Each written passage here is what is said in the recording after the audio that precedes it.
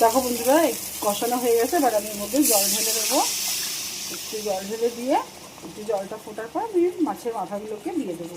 দেখো বন্ধুরা মাছের মাথাগুলোকে দিয়ে দিলাম। এইভাবে আমি একটু জলের মধ্যে মানে একটু ডুবিয়ে ডুবিয়ে দিচ্ছি। এইবার আমি একটু ঢেকে দেবো, জলটা শুকোবে একটু। তারপরে আমি এটাকে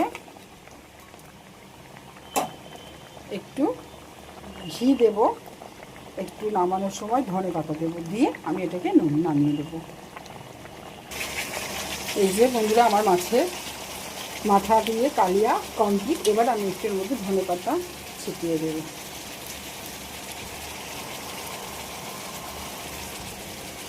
তো বলো কেমন হয়েছে, দেখে অবশ্যই কমেন্ট করে জানিও। টাটা।